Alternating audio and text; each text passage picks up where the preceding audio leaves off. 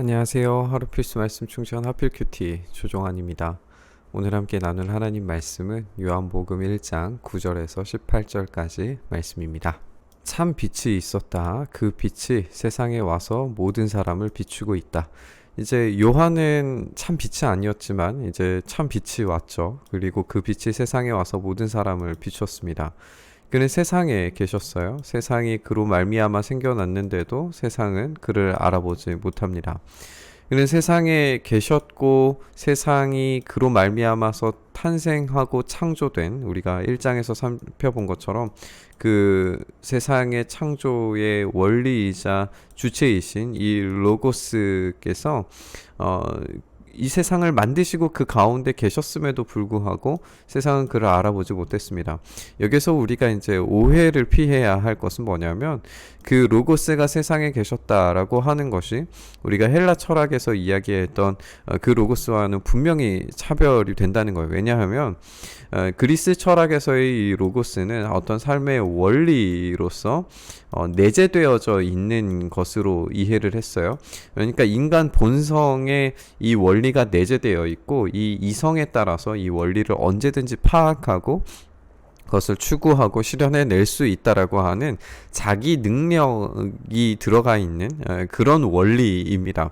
그런데 예수님을 이 세상에 계셨다라고 하는 이 표현은 뭐냐 하면, 단지 원리로서가 아니라 실제로서 이 땅 가운데 오셨다라고 하는 것이고, 이 실제를 지금 증언하고 있다라는 거예요. 그러니까 완전히 다른 거죠. 그리스 철학에서 어떤 이론적인 것으로만 머물러 있던 것이 실제적인 임재로 말미암아 이 땅 가운데 지금 계셨다라고 하는 거예요. 세상이 그를, 이 원리를, 그리고 이 창조의 주체이신 로고스를 알아보지 못했습니다. 그가 자기 땅에 오셨지만 그의 백성은 그를 맞아들이지 않았습니다. 여기에 이제 계셨다라고 하는 이 표현 자체, 그리고 자기 땅에 오셨다라고 하는 이 말씀 가운데서 우리가 살펴볼 수 있는 것이, 하나님께서 창조하신 그 창조물, 그 피조물 세계 가운데로 자신이 직접 들어오셨음에도 불구하고 그를 거부한 사람들이 있었다라고 하는 사실이에요. 그러니까 사람들은 이 진리에 대해서 파악하지 못했을 뿐만 아니라 오히려 그런 예수님께서 자기를 계시하실 때마다 거부하고 반항했다는 사실을 우리가 알 수가 있습니다. 하지만 반대로 그를 맞아들이지 않은 사람과 이제 반대된 사람들인데, 그를 맞아들인 사람들은 곧 그 이름을 믿는 사람들에게는 하나님의 자녀가 되는 특권을 주셨다. 우리가 이제 잘 알고 있는 말씀인데요. 그를 맞아들인 사람들, 그 이름을 믿는 사람들에게 하나님의 자녀가 되는 권세를 주신 것이, 이 세상에 오신 그 창조의 원리를 그대로 받아들여서 그 이름, 예수 그리스도의 그 이름의 능력, 그 창조의 원인이시자 주체이신 그분을 받아들인 사람에게 이 창조의 원리에 따라 살아가는 그런 하나님의 자녀로서의 특권을, 그래서 창조의 세계가 움직여가고 관리하시는 그 예수님의 그 관리에 따라서 살아갈 수 있게 되는 그 특권을 우리에게 부여하셨다라고 하는 이야기입니다. 이들은 혈통이나 육정에서, 사람의 뜻에서 나지 아니하고 하나님에게서 났다라고 이야기하면서, 여기에서 이제 이 본문에서 우리가 주의 깊게 생각을 해볼 수 있는 것은 이제 유대인들을 뛰어넘는 거예요. 그의 백성이라고 했을 때에는 분명히 이제 유대인들을 염두해 둔 그런 말이었을 텐데, 이제는 혈통에서나 육정에서나 나는 것이 아니라 하나님에게서 났기 때문에 유대인들을 뛰어넘는 온 민족에게 이 하나님의 자녀가 되는 특권과 권세를 부여하셨다는 사실을 우리에게 알려주고 있습니다. 이 말씀은 육신이 되어서 우리 가운데 사셨다라고 이렇게 되어져 있는데, 이 사셨다라고 하는 이 표현이 이제 장막을 치고 이 땅 가운데 머무르셨다라고 하는 그런 표현이에요. 그렇게 생각을 했을 때에 이 구약에 있는 장막, 이 성막이 이스라엘 백성들 가운데 있었던 것과 이제 비교가 되는 거죠. 구약에서는 이 한계를 가진 성막이 그들과 함께 했었는데, 이제는 그 말씀이 육신이 되어서 장막을 치심으로써 구약의 장막이 뒤바뀌어서 예수 그리스도의 그 완전한 제사가 가능해진다는 사실을 우리에게 이제 암시적으로 보여주고 있습니다.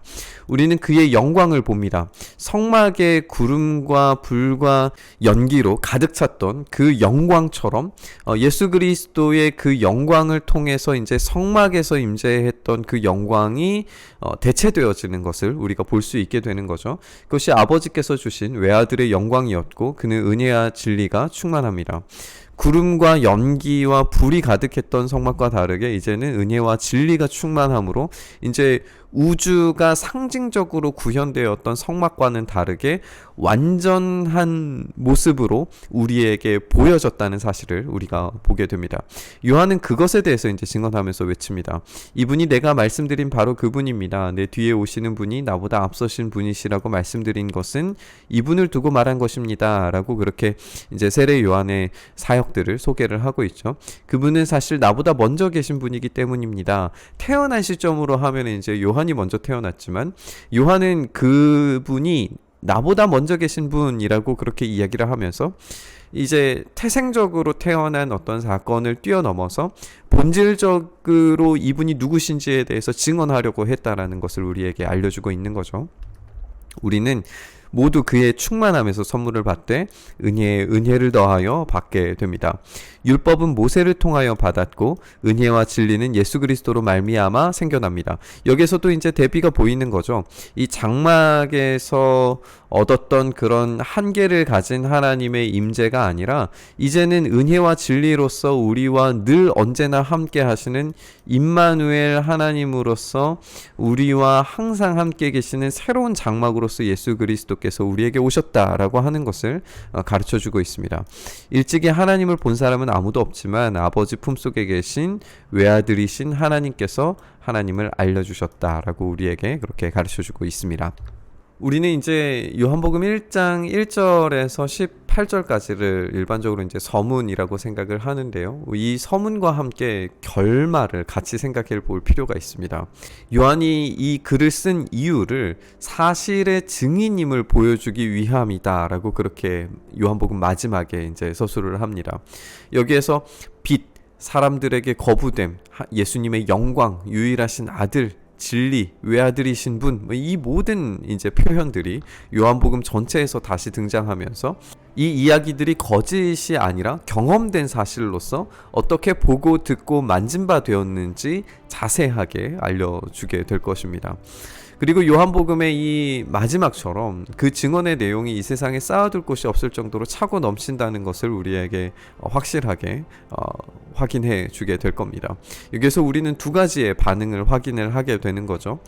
먼저는 그의 백성처럼 예수님을 받아들이지 않는 사람들이 있고 그리고 그분을 맞아들인 사람들이 있다는 겁니다. 말씀은 우리에게 육신이 되셔서 증인들 가운데 살아가시면서 장막을 펼치시고 임마누엘 하나님으로서 우리 가운데 함께 계십니다. 그것에 대해서 충분한 경험과 증거와 증인들을 보유하고 있습니다. 우리는 이 참된 빛과 진리, 우주의 창조 원리시자 창조의 능동적인 주체이신 예수님을 거부하든지 받아들이든지 둘 중에 하나만 선택할 수 있습니다. 말씀을 받아들인 삶을 사는 사람들은 예수님께서 우리 안에 우리 삶 곳곳에 살아가시면서 그 영광과 은혜와 진리로 장막에서 한계적으로 임하셨던 그런 하나님이 아니라 그 영광과 진리와 은혜로서 그 은혜 위에 은혜로서 풍성하게 채워주는 주시는 그 놀라운 은혜로서 우리와 함께 하시게 될 겁니다. 그러나 그와 동시에 세상은 우리를 맞아들이지 않고 거부하리라고 하는 것을 우리가 기억해야 됩니다. 우리가 예수님을 맞이하는 순간 예수님을 거부했던 세상 사람들이 이제는 우리를 거부하게 될 겁니다. 복음은 그리스도를 받아들이고 그리스도와 함께 거부당하는 것입니다. 그러나 그 삶이 시작되고 그 삶을 살아갈 때에 그 삶이 얼마나 참되고 복된 은혜의 삶인지에 대해서 깨닫고 더 깊이 이해하게 될 겁니다. 왜냐하면 그 삶이 바로 이 창조의 원리에 따라 살아가는 삶이고 하나님의 자녀로서의 특권을 누리는 시작이기 때문에 그렇습니다. 예수님을 받아들이고 그리고 세상에 거부당하는 삶, 그러나 하나님의 자녀로서의 특권을 누리는 삶, 이것이 참된 진리를 따라가는 삶입니다.